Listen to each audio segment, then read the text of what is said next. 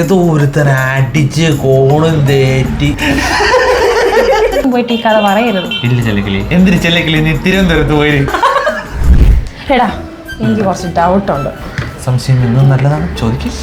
പക്ഷെ എന്റെ ഒരുമാതിരിപ്പെട്ട ഡൗട്ടാന്ന് പറഞ്ഞ ലാസ്റ്റ് തന്നെ ചീത്ത പറഞ്ഞത്. ഇല്ല ഇല്ല, ചോദിക്കും.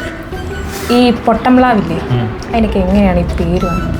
പൊട്ടംപ്ലാവ് എടി, അതായത് ഒരു ദിവസം ഏതോ ഒരു പൊട്ടൻ, നാട്ടുകാർ പൊട്ടാന്ന് വിളിക്കുന്ന ഒരുത്തൻ പൊട്ടൻ ഏതോ ഒരു സ്ഥലത്ത് ഒരു പ്ലാവിന്റെ മണ്ടയിൽ നിന്ന് താഴെ വീണു.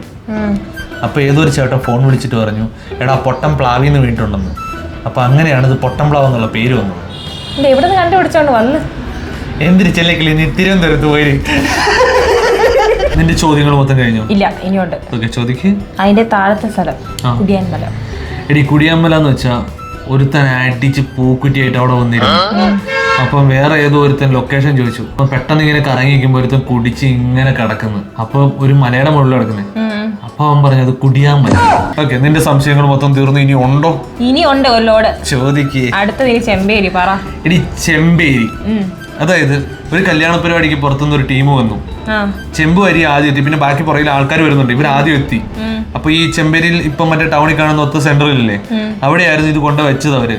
പണ്ടല്ലേ, അപ്പൊ അങ്ങനെ വലിയ ഇതില്ല. അപ്പൊ അവര് വരാൻ വേണ്ടി വെയിറ്റ് ചെയ്തു. അപ്പൊ എന്തോ കോളും കണ്ടു വന്നപ്പോൾ ചോദിച്ചു എവിടെ ഉള്ളതെന്ന് ചോദിച്ചു. അപ്പൊ ഇവർക്ക് സ്ഥലപ്പേര് പറഞ്ഞു കൊടുക്കാൻ അറിയില്ല. ഇത് എവിടെ നിൽക്കുന്ന ഇവർക്ക് കറക്റ്റ് സ്ഥലം അറിയത്തില്ല. അങ്ങനെ ഈ നിൽക്കുന്ന സമയത്ത് അയാൾ പറഞ്ഞു ചെമ്പ് വരിയും കാണുമെന്ന് പറഞ്ഞു. അപ്പൊ ഈ മറ്റവൻ പെട്ടെന്ന് കേട്ടത് ചെമ്പേരി എന്ന്. അപ്പം അവൻ പറഞ്ഞു അങ്ങനെയാണ് ചെമ്പേരി എന്നുള്ള പേര് വന്നത്. ഇതുപോലെ കഥ ഉണ്ടാക്കാൻ നിന്നെ പറ്റി എനിക്ക് കഥയല്ല, ഇത് റിയൽ സ്റ്റോറിയാണ്. നിനക്ക് ചെമ്പേരി ചെന്ന് ആരോട് വേണമെങ്കിൽ ചോദിക്കും, ഇത് സത്യമെന്ന് അവർ പറയുള്ളൂ. ഞാൻ ചോദിക്കും പരമാർത്ഥം. നിന്റെ എല്ലാ ഡൗട്ടും തീർന്നല്ലോ. ചെമ്പേരിയുടെ കഴിഞ്ഞു, ഇനി ഏതാ? ചെമ്പേരി കഴിഞ്ഞ് അടുത്ത കാർത്തിയൂർ.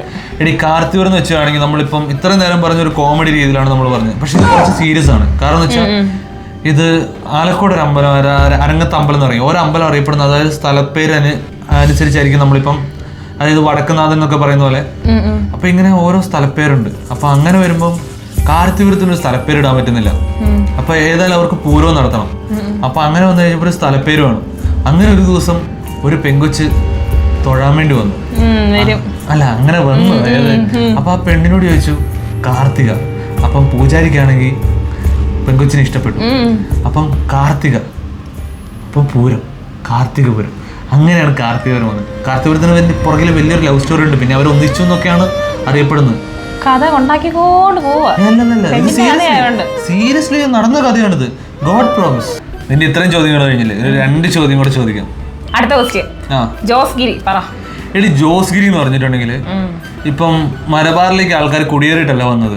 അങ്ങനെ ഇവിടെ എത്തി ഓരോ സ്ഥലങ്ങൾക്ക് അവർ തന്നെ പേരിട്ട് പോയി. അപ്പം ഈ പെട്ടെന്ന് ജോസ് എന്ന് പറഞ്ഞ ആളും കുറച്ച് കൂടുതൽ ടീമും ഇങ്ങോട്ട് വന്നു. അപ്പം ഇവരൊരു ജോസ്ഗിരി എന്ന് പറഞ്ഞൊരു മലമോളാണല്ലോ. അപ്പൊ അവർ ആ മലയുടെ അവിടെ കയറി. അപ്പം ഓരോ സ്ഥലത്തിനും ഓരോ പേരുണ്ടെന്ന് വിചാരിച്ച് അവരിങ്ങനെ നിൽക്കുക. അപ്പം ജോസേട്ടൻ്റെ അപ്പം ഇങ്ങനെ ആലോചിച്ചുകൊണ്ടിരിക്കുക, ഇതേതോ സ്ഥലം. അവരും ചോദിച്ചോടാ ഇതേതോ സ്ഥലം എന്നറിയാമെന്ന് ചോദിച്ചു. പെട്ടെന്ന് കുറച്ച് കീരിക്കൂട്ടങ്ങൾ ഇങ്ങനെ പോയി.